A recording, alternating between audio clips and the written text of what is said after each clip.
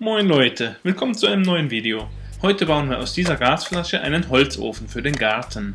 Allererst, die Gasflasche muss natürlich leer sein, da darf kein Gas mehr drin sein. Dann schrauben wir das Ventil raus, geht relativ schwer, weil das mit Dichtmasse eingeklebt oder reingeschraubt wurde.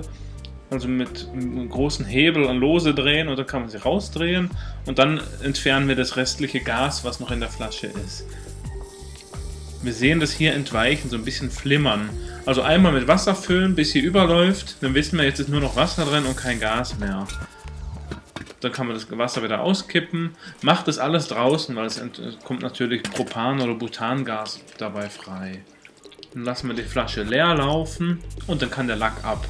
Den habe ich in dem Fall mit einem Bandschleifer abgeschliffen. Könnte man auch mit einem Winkelschleifer oder wegbrennen mit dem Feuer irgendwie. Dann sägen wir mit dem Winkelschleifer eine Tür rein. Wir haben uns für eine viereckige Türöffnung entschieden. Die wird da reingesägt. Und fertig ist die Tür. So kommt sie ungefähr hin mit dem Scharnier. Dann die Kanten entgraten, dass man sie nicht verletzen kann. Alles schön glatt. Und mit dem Flacheisen bauen wir ein Scharnier.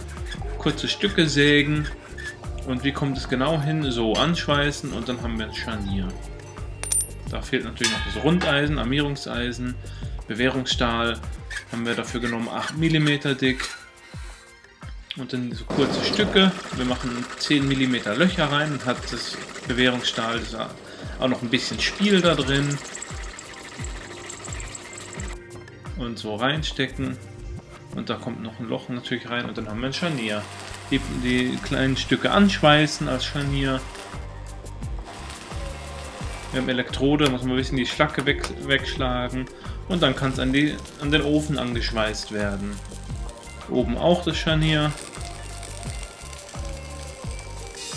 Und dann gehen wir rüber zum Schornstein. Oben sägen wir den auf, wir setzen den Schornstein senkrecht drüber, also eine Öffnung reinsägen.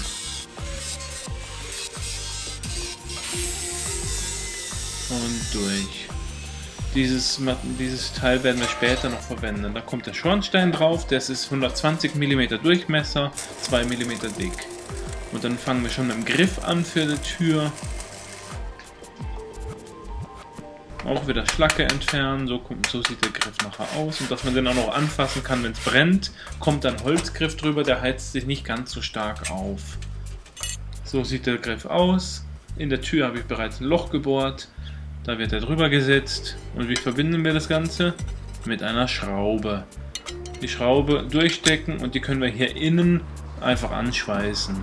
Dass wir noch ein bisschen Spiel haben, kann man ruhig ein bisschen Kupferblech dazwischen drücken. Das entfernen wir nach dem Schweißen wieder. Aber dann hat man ein bisschen Spiel. Also festklemmen und anschweißen.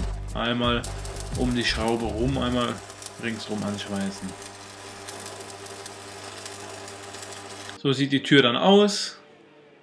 Und das ausgesägte Stück verwenden wir als Klappe in den Schornstein. Kann man entweder so aufmachen oder zumachen. Also wenn Glut nur noch da ist, zumachen, dann bleibt die Glut länger. Und Schornstein schön aufsetzen und dann können wir den ringsrum anschweißen. Einfach eine Naht ringsrum und man sieht den Griff von der Klappe vom Schornstein daraus. Der rostige Griff. Zwischendurch mal prüfen, ob das alles noch gut aussieht, was man da schweißt.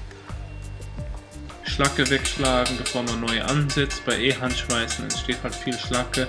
Da muss man nicht drüber schweißen, sondern Schlacke weg und dann weiter schweißen.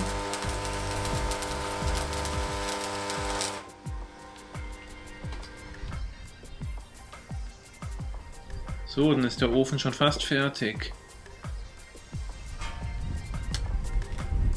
Schutzkleidung ist schon wichtig, deswegen auch die Schutzbrille beim Schlacke schlagen. Die Tür wird eingehängt und mit dem Griff zugemacht. Auf und zu. Und da ist so ein kleiner Haken an der Tür, haben wir angeschweißt. Da hakt die so ein und hält sie zu. Und der Schornstein auf und zu. Und dann gucken wir mal, ob das überhaupt brennt da drin. Es raucht schon ein bisschen. Da der Schornstein direkt über der Flamme ist, entsteht relativ viel Zug. Also das ist schon fast ein Rocket Stove, wenn der mal richtig brennt. Ja, brennt. So ist doch schön. Und wenn er richtig feuert, sieht das so aus. Das war's auch schon. Danke fürs Zuschauen und hoffentlich bis zum nächsten Mal.